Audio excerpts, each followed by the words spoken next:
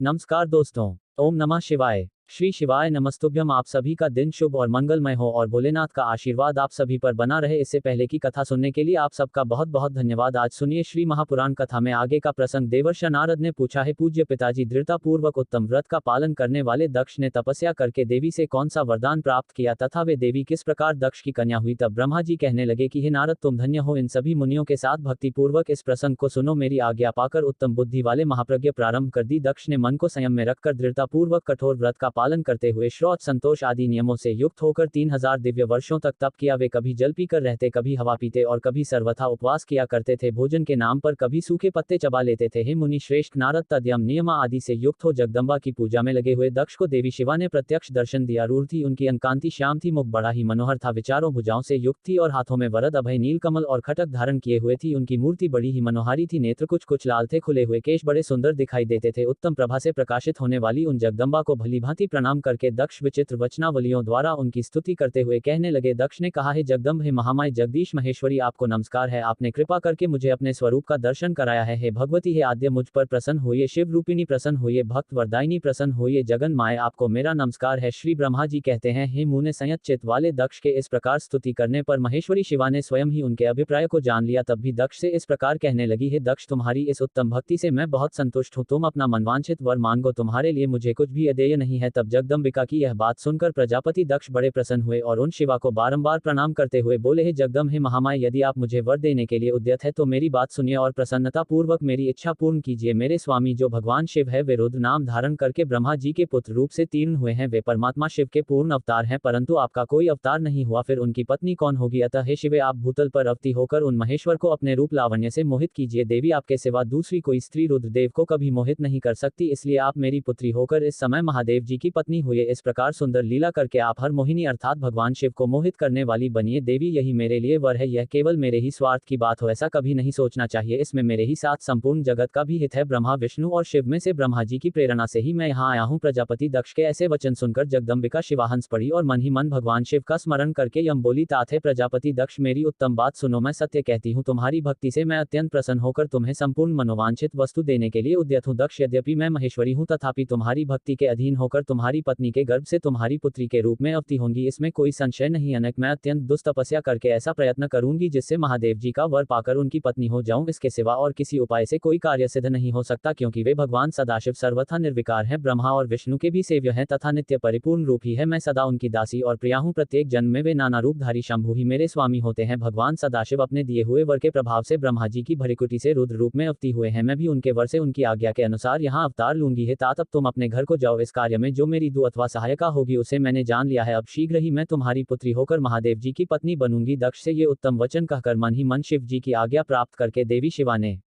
शिव के चरणान बंदों का चिंतन करते हुए फिर कहा, हे प्रजापति, परंतु मेरा एक प्रण है, उसे तुम्हें सदा मन में रखना चाहिए। मैं उस प्रण को सुना देती हूँ, तुम उसे सत्य समझो, मिथ्या मत मानो। यदि कभी मेरे प्रति तुम्हारा आदर घट जाएगा तब उसी समय मैं अपने शरीर को त्याग दूंगी, अपने स्वरूप में लीन हो जाऊंगी अथवा दूसरा शरीर धारण कर लूंगी। और मेरा यह कथन एकदम सत्य है। प्रजापति, प्रत्येक सर्ग या कल्प के लिए तुम्हें यह वर दे दिया गया। मैं तुम्हारी पुत्री होकर भगवान शिव की पत्नी होंगी। मुख्य प्रजापति दक्ष से ऐसा कहकर महेश्वरी शिवा उनके देखते ही देखते वहीं अंतर्ध्यान हो गई। दुर्गा जी के अंतर्ध्यान होने पर दक्ष भी अपने आश्रम को लौट गए और यह सोचकर प्रसन्न रहने लगे कि अब देवी शिवा मेरी पुत्री होने वाली है। ब्रह्मा जी कहते हैं, हे नारद, प्रजापति दक्ष अपने आश्रम पर जाकर मेरी आज्ञा पाकर हर्ष भरे मन से नाना प्रकार की मानसिक सृष्टि करने लगे। उस प्रजा सृष्टि को बढ़ती हुई ना देखकर प्रजापति दक्ष ने अपने पिता मुझ ब्रह्मा से कहा, ब्राह्मण, हे तात, हे प्रजानाथ, प्रजा बढ़ ही नहीं रही है। हे प्रभु, मैंने जितने जीवों की सृष्टि की थी वे सब तो उतने ही रह गए हैं। हे प्रजानाथ, मैं क्या करूं? जिस उपाय से यह जीव अपने आप बढ़ने लगे वो उपाय मुझे बताए, तदनुसार मैं प्रजा की सृष्टि करूंगा और इसमें कोई संशय नहीं। तब मैंने कहा कि हे तात, हे प्रजापति दक्ष, मेरी उत्तम बात सुनो और उसके अनुसार ही कार्य करो। सुरश्रेष्ठ भगवान शिव तुम्हारा कल्याण करेंगे। हे प्रजेश, प्रजापति पंचजन अर्थात वीर की जो परम सुंदरी पुत्री असिकनी है उसे तुम पत्नी रूप से ग्रहण करो। स्त्री के साथ मैथुन धर्म का आश्रय ले तुम पुनः इस प्रजा सर्ग को बढ़ाओ। आस्तिक जैसी कामिनी के गर्भ से तुम बहुत सी संतानें उत्पन्न कर सकोगे। तदंतर मैथुन धर्म से प्रजा की उत्पत्ति करने के उद्देश्य से प्रजापति दक्ष ने मेरी आज्ञा के अनुसार वीर प्रजापति की पुत्री के साथ विवाह किया। अपनी पत्नी वीर के गर्भ से प्रजापति दक्ष ने 100 पुत्र उत्पन्न किए जो हरिश्व कहलाए। हे मुने, वे सब के सब पुत्र समान धर्म का आचरण करने वाले हुए पिता की भक्ति में तत्पर रहकर वे सदा वैदिक मार्ग पर ही चलते थे। एक समय पिता ने उन्हें प्रजा की सृष्टि करने का आदेश दिया था। तब वे सभी दक्षिण नामधारी पुत्र सृष्टि के उद्देश्य से तपस्या करने के लिए पश्चिम दिशा की ओर गए। वहां नारायण सर नामक परम पावन तीर्थ है जहां दिव्य सिंधु नद और समुद्र का संगम हुआ है। उस तीर्थ जल का ही निकट से स्पर्श करते उनका अंतःकरण शुद्ध और ज्ञान से संपन्न हो गया। उनकी आंतरिक मल राशि धुल गई और वे परमहंस धर्म में स्थित हो गई। दक्ष के वे सभी पुत्र पिता के आदेश में बंधे हुए थे, अतः मन को सुस्थिर करके प्रजा की वृद्धि के लिए वहां तप करने लगे। वे सभी सत्पुरुषों में श्रेष्ठ थे। हे नारद, जब तुम्हें पता लगा कि हर अश्वगण सृष्टि के लिए तपस्या कर रहे हैं, तब भगवान लक्ष्मीपति के हार्दिक अभिप्राय को जानकर तुम स्वयं उनके पास गए और आदर पूर्वक इस प्रकार बोले, नारायण नारायण दक्ष पुत्र हर अश्वगण, तुम लोग पृथ्वी का अंत देखे बिना सृष्टि रचना करने के लिए कैसे उद्यत हो गए। ब्रह्मा जी कहते हैं, हे नारद, हर अश्व आलस्य से दूर रहने वाले थे और जन्म काल से ही बड़े बुद्धिमान थे। वे सब के सब तुम्हारा उपर्युक्त कथन सुनकर स्वयं उस पर विचार करने लगे। उन्होंने यह विचार किया कि जो उत्तम शास्त्र रूपी पिता के निवृत्ति परक आदेश को नहीं समझता, वह केवल रज आदि गुणों पर विश्वास करने वाला पुरुष सृष्टि निर्माण का कार्य कैसे आरंभ कर सकता है। ऐसा निश्चय करके वे उत्तम बुद्धि और एक चित्त वाले दक्ष कुमार नारद को प्रणाम करके और उनकी परिक्रमा करके ऐसे पथ पर चले गए जहां जाकर कोई वापस नहीं लौटता है। नारद, तुम भगवान शंकर के मन हो और मुने तुम समस्त लोकों में अकेले बचरा करते हो। तुम्हारे मन में कोई विकार नहीं है, क्योंकि तुम सदा महेश्वर की मनोवृत्ति के अनुसार ही कार्य करते हो। जब बहुत समय बीत गया तब मेरे पुत्र प्रजापति दक्ष को यह पता लगा कि मेरे सभी पुत्र नारद से शिक्षा पाकर नष्ट हो गए हैं, अर्थात मेरे हाथ से निकल गए। इससे उन्हें बड़ा दुख हुआ। वे बार बार कहने लगे, उत्तम संतानों का पिता होना शोक का ही स्थान है, क्योंकि श्रेष्ठ पुत्रों के बिछड़ जाने से पिता को बड़ा कष्ट होता है। शिव जी की माया से मोहित होने से दक्ष को पुत्र वियोग के कारण बहुत शौक होने लगा। तब मैंने आकर अपने पुत्र दक्ष को बड़े प्रेम से समझाया और शांत दी। दव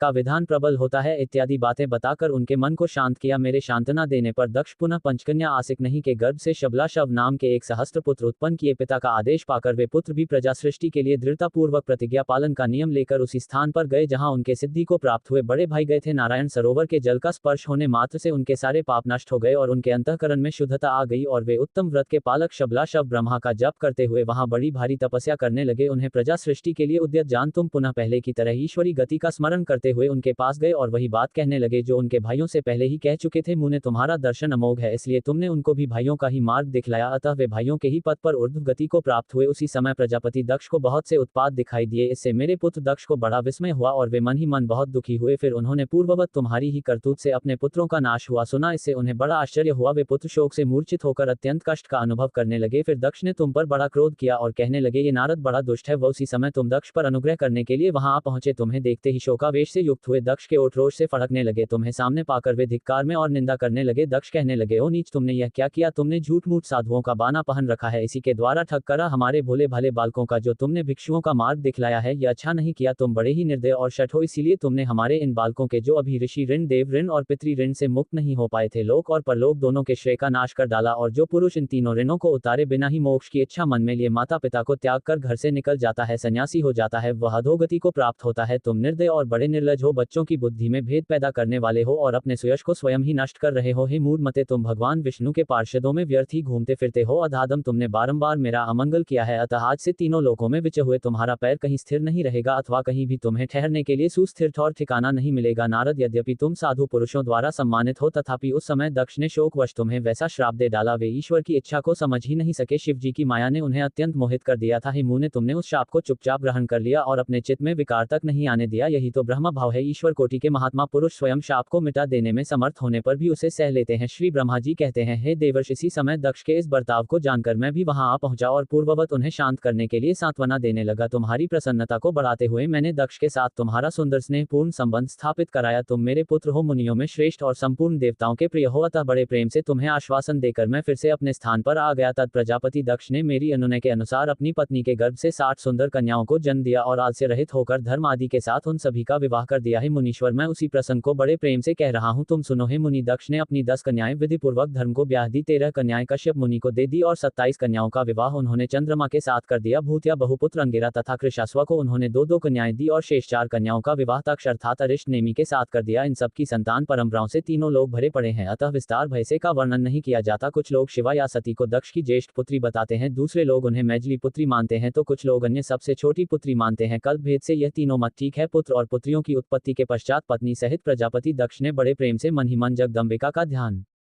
किया, साथ ही गदगद वाणी से प्रेम पूर्वक उनकी स्तुति भी की। बारंबार अंजलि बांधकर नमस्कार करते हुए वे विनीत भाव से देवी को मस्तक झुकाते थे। इससे देवी शिवा संतुष्ट हुई और उन्होंने अपने प्रण की पूर्ति के लिए मन ही मन विचार किया कि अब मैं वीर के गर्भ से अवतार लूं। ऐसा विचार कर वे जगदम्बा दक्ष के हृदय में निवास करने लगी। हे मुनि श्रेष्ठ, उस समय दक्ष की बड़ी शोभा होने लगी। फिर उत्तम मुहूर्त देखकर दक्ष ने अपनी पत्नी में प्रसन्नता पूर्वक गर्भाधान किया। तब दयालु शिवा दक्ष पत्नी के चित्त में निवास करने लगी। उनमें गर्भधारण के सभी चिन्ह प्रकट हो गए। तात उस अवस्था में वीर की शोभा भी बढ़ गई और उसके चित्त में अधिक हर्ष छा गया। भगवती शिवा के निवास के प्रभाव से वीर महामंगल रूपिणी हो गई। दक्ष ने अपने कुल संप्रदाय, वेद ज्ञान और हार्दिक उत्साह के अनुसार बड़ी प्रसन्नता के साथ पुंसवन आदि संस्कार संबंधी श्रेष्ठ क्रियाएं संपन्न की। उन कर्मों के अनुष्ठान के समय महान उत्सव हुआ। प्रजापति ने ब्राह्मणों को उनकी इच्छा के अनुसार धन दिया। उस अवसर पर वीर के गर्भ में देवी का निवास हुआ जानकर श्री विष्णु आदि सभी देवताओं को बड़ी प्रसन्नता हुई। उन सब ने वहां आकर जगदम्बा का स्तवन किया और समस्त लोगों का उपकार करने वाली देवी शिवा को बारंबार प्रणाम किया। यह सब देवता प्रसन्नचित हो दक्ष प्रजापति तथा वीर की भूरी भूरी प्रशंसा करके अपने अपने स्थान को लौट गए हैं। नारद, जब 9 महीने बीत गए तब लौकिक गति का निर्वाह कराकर 10वें महीने के पूर्ण होने पर चंद्रमा आदि ग्रहों तथा ताराओं की अनुकूलता से युक्त सुखद मुहूर्त में देवी शिवा शीघ्र ही अपनी माता के सामने प्रकट हुई। उनके अवतार लेते ही प्रजापति दक्ष बड़े प्रसन्न हुए और उन्हें महान तेज से दैत्य विमान देखकर उनके मन में यह विश्वास हो गया कि साक्षात वह शिवा देवी ही मेरी पुत्री के रूप में प्रकट हुई हैं। उसी समय आकाश से फूलों की वर्षा होने लगी, मेघ जल बरसाने लगे। हे मुनीश्वर, सती के जन्म लेते ही संपूर्ण दिशाओं में तत्काल शांति छा गई। देवता गण आकाश में खड़े होकर मांगलिक बाजे बजाने लगे। अग्निशलाला की बुझी हुई अग्नियां सहसा प्रज्वलित हो उठी और सब कुछ परम मंगलमय हो गया। वरनी के गर्भ से साक्षात जगदम्बा को प्रकट हुई देख दक्ष ने दोनों हाथ जोड़कर नमस्कार किया और बड़े भक्ति भाव से उनकी स्तुति करने लगे। बुद्धिमान दक्ष के स्तुति करने पर जगन माता शिवा उस समय दक्ष से इस प्रकार बोली जिससे माता वरनी ना सुन सके। देवी कहने लगी, हे प्रजापति, तुमने पहले पुत्री रूप में मुझे प्राप्त करने के लिए मेरी आराधना की थी। तुम्हारा वह मनोरथ आज सिद्ध हो गया। अब तुम उस तपस्या के फल को ग्रहण करो। उस समय दक्ष से ऐसा कहकर देवी ने अपनी माया से शिशु रूप धारण कर लिया और शैशव भाव प्रकट करती हुई वे वहां रोने लगी। उस बालिका का रुदन सुनकर सभी स्त्रियां और दासियां बड़े वेग से बड़ी प्रसन्नता के साथ वहां आ पहुंची। आसिकनी की पुत्री का अलौकिक रूप देखकर उन सभी स्त्रियों को बड़ा हर्ष हुआ। नगर के सभी लोग उस समय जय जयकार करने लगे। गीत और वाद्यों के साथ बड़ा भारी उत्सव होने लगा। पुत्री का मनोहर मुख देखकर सबको बड़ी ही प्रसन्नता हुई। दक्ष ने वैदिक और कुलोचित आचार का विधिपूर्वक अनुष्ठान किया, ब्राह्मणों को दान दिया और दूसरों को भी धन बांटा। सब और यथोचित गान और नृत्य होने लगे। भांति भांति के मंगल कृत्यों के साथ बहुत से बाजे बजने लगे। उस समय दक्ष ने समस्त सद्गुणों की सत्ता से प्रशंसनीय लोगों की ओर से उसके और भी नाम प्रचलित हो गए, जो सबके सब महान मंगलदायक और विशेषतः समस्त दुखों का नाश करने वाले हैं। वीर और महात्मा दक्ष अपनी पुत्री का पालन करने लगे तथा वह शुक्ल पक्ष की चंद्रकला के समान दिनों दिन बढ़ने लगी है। नारद, बाल्यावस्था में भी समस्त उत्तम उत्तम गुण उसमें उसी तरह प्रवेश करने लगे जैसे शुक्ल पक्ष के बाल चंद्रमा में भी समस्त मनोहारी कलाएं प्रविष्ट हो जाती हैं। दक्ष कन्या सती सखियों के बीच बैठी बैठी जब अपने भावों में निमग्न होती थी तब बारंबार भगवान शिव की मूर्ति को चित्रित करने लगती थी। मंगलमय सती जब बालयोचित सुंदर गीत गाती तब वह स्थानुहर और रुद्र नाम लेकर स्मर शत्रु शिव का स्मरण किया करती थी। श्री ब्रह्मा जी कहते हैं, नारद, एक दिन मैंने तुम्हारे साथ जाकर पिता के पास खड़ी हुई सती को देखा। वह तीनों लोक की सारभूता सुंदरी थी। उसके पिता ने मुझे नमस्कार करके तुम्हारा भी सत्कार किया। यह देखकर लोक लीला का अनुसरण करने वाली सती ने भक्ति और प्रसन्नता के साथ मुझको और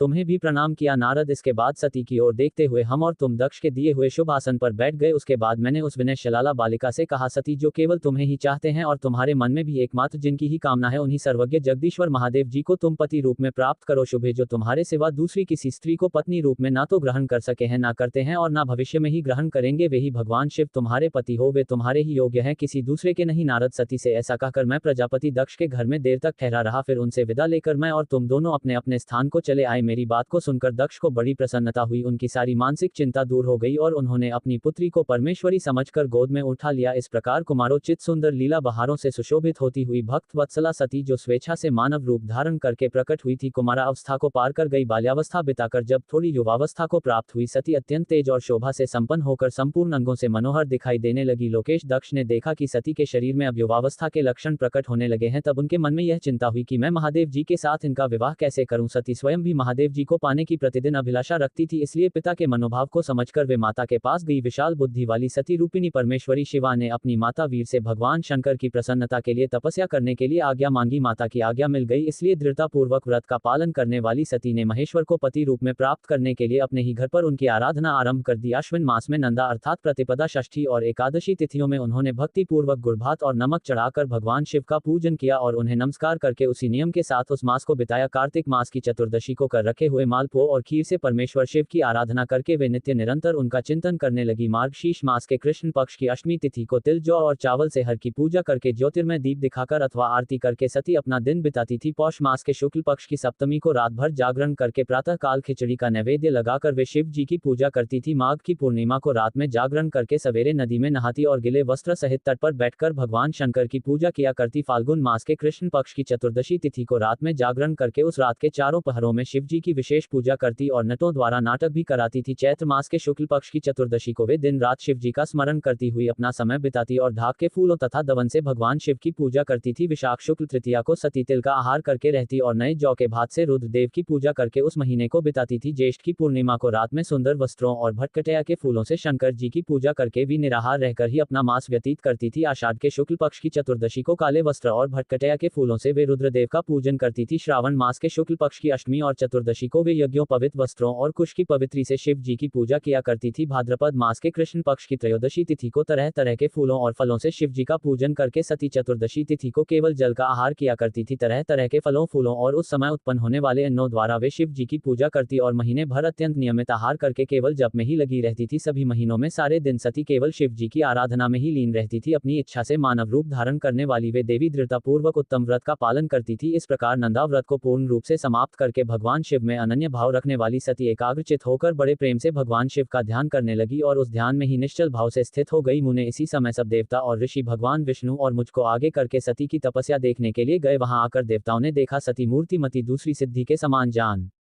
पड़ती हैं। वे भगवान शिव के ध्यान में निमग्न होकर उस समय सिद्धावत देवताओं ने बड़ी प्रसन्नता के साथ वहां दोनों हाथ जोड़कर देवी सती को नमस्कार किया। मुनियों ने भी मस्तक झुकाए और श्रीहरि आदि के मन में भी प्रीति उमड़ाई। श्री विष्णु आदि सभी देवता और मुनि आश्चर्यचकित होकर सती देवी की तपस्या की भूरी भूरी प्रशंसा करने लगे। फिर देवी को प्रणाम करके वे देवता और मुनि तुरंत ही गिरि श्रेष्ठ कैलाश को गए जो भगवान शिव को बहुत ही प्रिय है। सावित्री के साथ मैं और लक्ष्मी जी के साथ भगवान वासुदेव भी प्रसन्नता पूर्वक महादेव जी के निकट गए। वहां जाकर भगवान शिव को देखते ही बड़े वेग से प्रणाम करके सब देवताओं ने दोनों हाथ जोड़कर विनीत भाव से नाना प्रकार के स्तोत्र द्वारा उनकी स्तुति करके अंत में कहा, प्रभु आपकी सत्वर रज और तम नामक जो तीन शक्तियां हैं उनके राग आदि वेग असह्य है। वेद त्रय अथवा लोक त्रय आपका स्वरूप है। आप शरणागत के पालक हैं और आपकी शक्ति बहुत अपार है, उसकी कहीं कोई सीमा नहीं है। आपको नमस्कार है। हे दुर्गापति, जिनकी इंद्रिया दुष्ट है, वश में नहीं हो पाती, उनके लिए आपकी प्राप्ति का कोई मार्ग सुलभ नहीं है। आप सदा भक्तों के उद्धार में तत्पर रहते हैं। आपका तेज छुपा हुआ है। आपको नमस्कार है। ब्रह्मा जी कहते हैं, नारद इस प्रकार महादेव जी की स्तुति करके श्री विष्णु आदि सब देवता उत्तम भक्ति से मस्तक झुकाए प्रभु शिव जी के आगे चुपचाप खड़े हो गए। श्री ब्रह्मा जी कहते हैं, श्री विष्णु आदि देवताओं द्वारा की हुई उस स्तुति को सुनकर सबकी उत्पत्ति के हेतु भूत भगवान शंकर बड़े प्रसन्न हुए और जोर जोर से हंसने लगे। मुझ ब्रह्मा और विष्णु को अपनी अपनी पत्नी के साथ आया हुआ देख महादेव जी ने हम लोगों से यथोचित वार्तालाप किया और हमारे आगमन का कारण पूछा। रुद्र बोले, हे हरे हे विधे तथा हे देवताओं और महर्षि हो, आज निर्भय होकर यहाँ अपने आने का ठीक ठीक कारण तो बताओ। तुम लोग यहाँ किस लिए आए हो और कौन सा कार्य आन पड़ा है, वह मैं सब कुछ सुनना चाहता हूँ, क्योंकि तुम द्वारा की गई स्तुति से मेरा मन बहुत प्रसन्न है। मुने महादेव जी के इस प्रकार पूछने पर भगवान विष्णु की आज्ञा से मैंने वार्तालाप आरंभ किया। मुझ ब्रह्मा ने कहा, हे देवाधिदेव महादेव, हे करुणा सागर, हे प्रभु, हम दोनों इन देवताओं और ऋषियों के साथ जिस उद्देश्य से यहाँ आए हैं उससे सुनिए। हे वृषभ ध्वज, विशेषत आपके लिए ही हमारा यहाँ आगमन हुआ है, क्योंकि हम तीनों सारथी हैं। सृष्टि चक्र के संचालन रूप प्रयोजन की सिद्धि के लिए एक दूसरे के सहायक है। सहार को सदा परस्पर यथा योग्य सहयोग करना चाहिए, अन्यथा यह जगत टिक नहीं सकता है। महेश्वर, कुछ ऐसे असर उत्पन्न होंगे जो मेरे हाथ से मारे जाएंगे, कुछ भगवान विष्णु के और कुछ आपके हाथों नष्ट होंगे। महाप्रभु, कुछ असुर ऐसे भी होंगे जो आपकी वीर्य से उत्पन्न हुए पुत्र के हाथों से ही मारे जा सकेंगे। प्रभु, कभी कोई रिलेही असुर ऐसे होंगे जो माया के हाथों द्वारा वध को प्राप्त होंगे। आप भगवान शंकर की कृपा से ही देवताओं को सदा उत्तम सुख प्राप्त होगा। घोर असुरों का विनाश करके आप जगत को सदा स्वास्थ्य और अभय प्रदान करेंगे। अथवा यह भी संभव है कि आपके हाथ से कोई असुर मारे ना जाए, क्योंकि आप सदा योग युक्त रहते हुए भी राग द्वेष से रहित है तथा एकमात्र दया करने में ही लगे रहते हैं। हे ईश, यदि वे भी आराधी हो आपकी दया से अनुग्रहित होते रहे तो सृष्टि और पालन का कार्य भला कैसे चल सकता है। अतः हे वृषभ ध्वज, आपको प्रतिदिन सृष्टि आदि के उपरयुक्त कार्य करने के लिए तैयार रहना चाहिए। यदि सृष्टि पालन और संहार रूप कर्म ना करने हो तब तो हमने माया से जो भिन्न भिन्न शरीर धारण किए हैं उनकी कोई उपयोगिता अथवा औचित्य ही नहीं है। वास्तव में हम तीनों एक ही हैं, कार्य के भेद से भिन्न भिन्न देह धारण करके स्थित हैं। यदि कार्य भेद ना सिद्ध हो तब तो हमारे रूप भेद का कोई प्रयोजन ही नहीं है। हे देव, एक ही परमात्मा महेश्वर तीन स्वरूपों में अभिव्यक्त हुए हैं। इस रूप भेद में उनकी अपनी माया ही कारण है। वास्तव में प्रभु स्वतंत्र हैं, वे लीला के उद्देश्य से ही यह सृष्टि आदि कार्य करते हैं। भगवान श्री हरि उनके बाएं अंग से प्रकट हुए हैं, मैं ब्रह्मा उनके दाएं अंग से प्रकट हुआ हूँ और आप रुद्रदेव उन सदाशिव के हृदय से विभूत हुए हैं। अतः आप ही शिव के पूर्ण रूप है। हे प्रभु, इस प्रकार अभिन्न रूप होते हुए भी हम तीन रूपों में प्रकट है। हे सनातन देव, हम तीनों उन्हीं भगवान सदाशिव और शिवा के पुत्र हैं। इस यथार्थ तत्व का आप हृदय से अनुभव कीजिए हे प्रभु, मैं और श्री विष्णु आपके आदेश से प्रसन्नता पूर्वक लोक की सृष्टि और पालन के कार्य कर रहे हैं तथा कार्य कारणवश सब पत्नी भी हो गए हैं, अतः आप भी विश्वहित के लिए तथा देवताओं को सुख पहुंचाने के लिए एक परम सुंदरी रमणी को अपनी पत्नी बनाने के लिए ग्रहण कीजिए। हे महेश्वर, एक बात और है, उसे भी सुनिए। मुझे पहले के वृतांत का स्मरण हो आया है। पूर्व काल में आपने ही शिव रूप से जो बातें हमारे सामने कही थी वही इस समय सुना रहा हूँ। हे प्रभु, आपने कहा था कि हे ब्राह्मण, मेरा ऐसा ही उत्तम रूप तुम्हारे अंग विशेष ललाट से प्रकट होगा जिसकी लोक में रुद्र नाम से प्रसिद्धि होगी। तुम ब्रह्मा सृष्टिकर्ता हो गए, श्री हरि जगत का पालन करने वाले हुए और मैं सगुण रुद्र रूप होकर संहार करने वाला होऊंगा। एक स्त्री के साथ विवाह करके लोक के उत्तम कार्य की सिद्धि करूंगा। अपनी कही हुई इस बात को याद करके हे प्रभु अपनी ही पूर्व प्रतिज्ञा को पूर्ण कीजिए। हे स्वामीन, आपका यह आदेश है कि मैं सृष्टि करूं, श्री हरि पालन करें और आप स्वयं संहार के हेतु बनकर प्रकट हो, सो आप साक्षात शिव ही संहारकर्ता के रूप में प्रकट हुए हैं। आपके बिना तो हम दोनों अपना अपना कार्य करने में समर्थ ही नहीं है। हे प्रभु, हे भगवान, अतः आप एक ऐसी कामिनी को स्वीकार कीजिए जो लोकहित के कार्य में तत्पर रहे। हे शंभु, जैसे लक्ष्मी जी भगवान विष्णु की और सरस्वती मेरी सहधर्मिणी है, उसी प्रकार आप इस समय अपनी जीवन सहचर प्राण वल्लभा को ग्रहण कीजिए। मेरी यह बात सुनकर लोकेश्वर महादेव जी के मुख पर मुस्कुराहट दौड़ गई। वे श्री हरि के सामने मुझसे इस प्रकार बोले। भगवान कहने लगे, हे ब्रह्मण, हे हरे, तुम दोनों मुझे सदा ही अत्यंत प्रिय हो। तुम दोनों को देखकर मुझे बड़ा आनंद मिलता है। तुम लोग समस्त देवताओं में श्रेष्ठ और त्रिलोकी के स्वामी हो। लोकहित के कार्य में मन लगाए रखकर तुम दोनों का वचन मेरी दृष्टि में अत्यंत गौरवपूर्ण है, किंतु हे सुर श्रेष्ठ गण, मेरे लिए विवाह करना उचित नहीं होगा, क्योंकि मैं तपस्या में संलग्न रहकर सदा संसार से विरक्त ही रहता हूँ और योगी के रूप में तो मेरी प्रसिद्धि है। जो निवृत्ति के सुंदर मार्ग पर स्थित है, अपने आत्मा में ही रमण करता है, आनंद मनाता है, निरंजन अर्थात माया से निर्लिप्त है और जिसका शरीर अवधूत अर्थात दिगंबर है, जो ज्ञानी आत्मदर्शी और कामना से शून्य है, जिसके मन में कोई विकार नहीं है, जो भोगों से दूर रहता हो और जो सदा अपवित्र और अमंगल वेशधारी है, उसे संसार में कामिनी से क्या प्रयोजन है, यह इस समय मुझे बताओ तो सही। मुझे तो सदा केवल योग में लगे रहने पर ही आनंद आता है। ज्ञानहीन पुरुष योग को छोड़कर भोग को अधिक महत्व देता है। संसार में विवाह करना पराया बंधन में बंधना है, इसे बहुत बड़ा बंधन ही तो समझना चाहिए। इसीलिए मैं से सत्य कहता हूँ, विवाह के लिए मेरे मन में थोड़ी सी भी अभिरुचि नहीं है। आत्मा ही अपना उत्तम अर्थ या स्वार्थ है, उसका भली भांति चिंतन करने के कारण मेरी लौकिक स्वार्थ में प्रवृत्ति नहीं होती। तथापि जगत के हित के लिए तुमने जो कुछ भी कहा है मैं उसे करूंगा। तुम्हारे वचन को गरिष्ठ मानकर अथवा अपनी कही हुई बात को पूर्ण करने के लिए मैं अवश्य ही विवाह करूंगा, क्योंकि मैं सदा भक्तों के वश में रहता हूं और जैसे मैं नारी को प्रिय पत्नी के रूप में ग्रहण करूंगा और जैसी शर्त के साथ ग्रहण करूंगा, अब उसे भी सुनो। हे हरे, हे ब्राह्मण, मैं जो कुछ कहता हूं वह सर्वथा उचित ही है। जो नारी मेरे तेज को विभाग पूर्वक ग्रहण कर सके, जो योगिनी तथा इच्छा अनुसार रूप धारण करने वाली हो, उसी को तुम पत्नी बनाने के लिए मुझे बताओ। जब मैं योग में तत्पर रहूं तब उसे भी योगिनी बनकर रहना होगा और जब मैं कामसक्त हूं तब उसे भी कामिनी के रूप में ही मेरे पास रहना होगा। वेद वेता विद्वान जिन्हें अविनाशी बतलाते हैं, उन ज्योति स्वरूप सनातन शिव का मैं सदा चिंतन करता हूं और करता रहूंगा। हे ब्राह्मण, उन सदाशिव के चिंतन में जब मैं ना लगा हूं तभी उस भामिनी के साथ मैं समागम कर सकता हूं। जो मेरे शिव चिंतन में विघ्न डालने वाली होगी वह जीवित नहीं रह सकती, उसे अपने जीवन से हाथ धना पड़ेगा। तुम विष्णु और मैं तीनों ही ब्रह्म स्वरूप शिव के अंशभूत हैं, अतः हे महाभागगण, हमारे लिए उनका निरंतर चिंतन करना ही उचित है। हे कमलासन, उनके चिंतन के लिए मैं बिना विवाह के भी रह लूंगा, किंतु उनका चिंतन छोड़कर विवाह नहीं करूंगा। अतः तुम मुझे ऐसी पत्नी प्रदान करो जो सदा मेरे कर्म के अनुकूल चल सके। ब्राह्मण, उसमें भी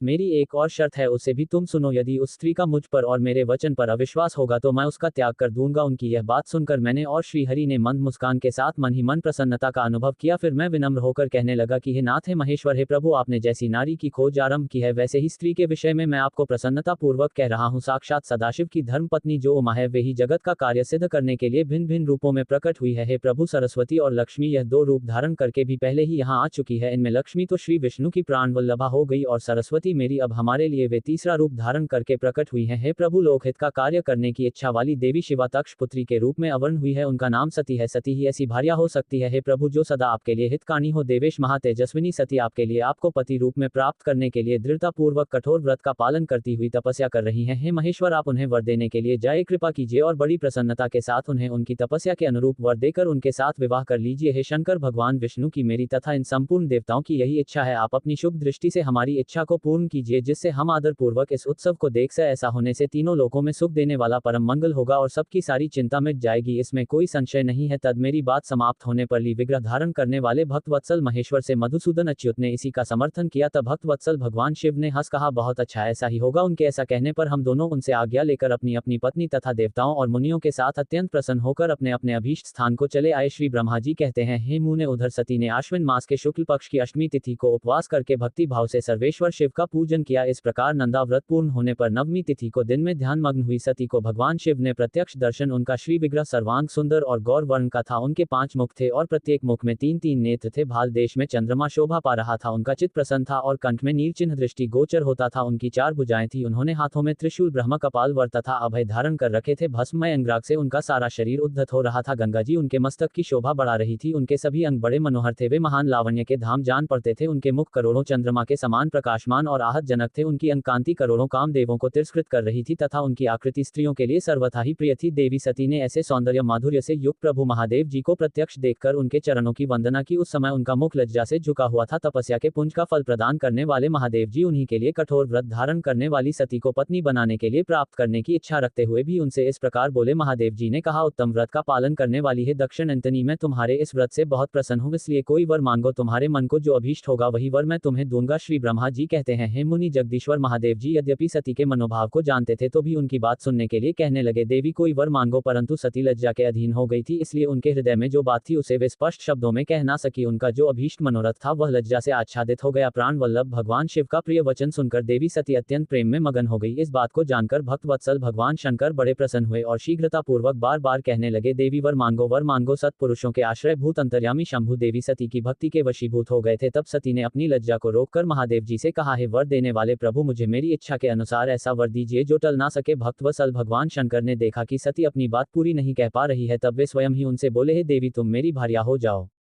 अपने अभीष्ट फल को प्रकट करने वाले उनके इस वचन को सुनकर आनंद मग्न हुई देवी सती चुपचाप खड़ी रह गई, क्योंकि वे तो मनवांछित वर पा चुकी थी। फिर दक्ष कन्या प्रसन्न होकर दोनों हाथ जोड़कर मस्तक झुकाकर भक्त वत्सल शिव से बारंबार इस प्रकार कहने लगी, हे देवाधिदेव महादेव, हे प्रभु, हे जगतपति, आप मेरे पिता को कहकर वैवाहिक विधि से मेरा पानी ग्रहण कीजिए। ब्रह्मा जी कहते हैं, हे नारद, सती की यह बात सुनकर भक्त वत्सल महेश्वर ने प्रेम से उनकी ओर देखकर कहा, प्रिय ऐसा ही होगा। तब दक्ष कन्या सती भी भगवान शिव को प्रणाम करके भक्ति पूर्वक विदा मांग जाने की आज्ञा प्राप्त करके मोह और आनंद से युक्त होकर अपनी माता जी के पास लौट गई। इधर भगवान शिव भी हिमालय पर अपने आश्रम में प्रवेश करके दक्ष कन्या सती के वियोग से कुछ कष्ट का अनुभव करते हुए उन्हीं का चिंतन करने लगे। हे देवर्ष, फिर मन को एकाग्र करके लौकिक गति का आश्रय लेकर भगवान शंकर ने मन ही मन मेरा स्मरण किया। त्रिशूलधारी महेश्वर के स्मरण करने पर उनकी सिद्धि से प्रेरित होकर मैं तुरंत ही उनके सामने जा खड़ा हुआ। हे तात, हिमालय के शिखर पर जहाँ सती के वियोग का अनुभव करने वाले महादेव जी विद्यमान थे, वहीं मैं सरस्वती के साथ उपस्थित हो गया। हे देवर्ष, सरस्वती सहित मुझे आया देखकर देवी सती के प्रेम पाश में बंधे हुए शिव जी उत्सुकता पूर्वक इस प्रकार बोले, हे ब्राह्मण, मैं जब से विवाह के कार्य में स्वार्थ बुद्धि कर बैठा हूं, तब से अब मुझे स्वार्थ में ही स्वत्वसा प्रतीत होने लगा है। दक्ष कन्या सती ने बड़ी भक्ति से मेरी आराधना की है, उसके नंदा व्रत के प्रभाव से मैंने उसे अभीष्ट वर देने की घोषणा की है। हे ब्राह्मण, तब उसने मुझसे यह वर मांगा कि आप मेरे पति हो जाए। यह सुनकर सर्वथा संतुष्ट होकर मैंने भी कह दिया कि तुम मेरी पत्नी हो जाओ। तब दक्षायनी सती मुझसे इस प्रकार बोली कि हे जगतपति, आप मेरे पिता को सूचित करके वैवाहिक विधि से मुझे ग्रहण कीजिए। हे ब्राह्मण, उसकी भक्ति से संतोष होने के कारण मैंने उसका वह अनुरोध भी स्वीकार कर लिया। विधाता, तब सती अपनी माता के घर चली गई और मैं यहाँ चला आया, इसलिए अब तुम मेरी आज्ञा से दक्ष के घर जाओ और ऐसा यत्न करो जिससे प्रजापति दक्ष शीघ्र ही मुझे अपनी कन्या का दान कर दे। उनके इस प्रकार आज्ञा देने पर मैं कृतकृत और प्रसन्न हो गया तथा उन भक्त वत्सल विश्वनाथ से इस प्रकार बोला, हे भगवान, हे शंभु, आपने जो कुछ कहा है उस पर भलीभांति विचार करके हम लोगों ने पहले ही उसे सुनिश्चित कर दिया है। हे वृषभ ध्वज, इसमें मुख्यतः देवताओं का और मेरा भी स्वार्थ है। दक्ष स्वयं ही आपको अपनी पुत्री प्रदान करेंगे, किंतु आपकी आज्ञा से मैं भी उनके सामने आपका यह संदेश कह दूंगा। सर्वेश्वर महाप्रभु महादेव जी से ऐसा कहकर मैं अत्यंत वेगशीली रथ के द्वारा दक्ष के घर जा पहुंचा। नारद जी ने पूछा, हे वक्ताओं में श्रेष्ठ महाभाग्य विधाता, बताइए, जब सती घर पर लौट कर आई तब दक्ष ने उनके लिए क्या किया? ब्रह्मा जी कहने लगे, तपस्या करके मनवांछित वर पाकर देवी सती जब घर को लौट गई तब वहां उन्होंने माता पिता को प्रणाम किया। सती ने अपनी सखी के द्वारा माता पिता को तपस्या संबंधी सब समाचार कहलवान किया कि सती को महेश्वर से वर की प्राप्ति हुई है। वे सती की भक्ति से बहुत संतुष्ट हुए हैं। फिर सती के मुंह से सारा वृतांत सुनकर माता पिता को बड़ा आनंद प्राप्त हुआ और उन्होंने महान उत्सव किया। उदारचेता दक्ष और महामंसिनी वीर ने ब्राह्मणों को उनकी इच्छा के अनुसार द्रव्य दिया तथा अन्यान्य अंधों और दिनों को भी धन बांटा। प्रसन्नता बढ़ाने वाली अपनी पुत्री को हृदय से लगाकर माता वीर ने उनका मस्तक सूंघ और आनंद मग्न होकर उसकी बारंबार प्रशंसा की। तदनंतर कुछ समय व्यतीत होने पर कि मैं अपनी इस पुत्री का विवाह भगवान शंकर के साथ किस प्रकार करूं। महादेव जी प्रसन्न होकर आए थे, पर वे तो चले गए, अब मेरी पुत्री के लिए भी फिर यहाँ कैसे आएंगे? यदि किसी को शीघ्र भगवान शिव के निकट भेजा जाए तो यह भी उचित नहीं जान पड़ता, क्योंकि यदि वे इस तरह अनुरोध करने पर भी मेरी पुत्री को ग्रहण ना करें तो मेरी तो याचना ही निष्फल हो जाएगी। इस प्रकार की चिंता में पड़े हुए प्रजापति दक्ष के सामने मैं सस के साथ सहसा उपस्थित हुआ। मुझ पिता को आया देख दक्ष प्रणाम करके विनीत भाव से खड़े हो गए। उन्होंने मुझ स्वयंभू को यथायोग्य आसन दिया। तद दक्ष ने जब मेरे आने का कारण पूछा तब मैंने सब बातें बताकर उनसे कहा, है प्रजापति, भगवान शंकर ने तुम्हारी पुत्री को प्राप्त करने के लिए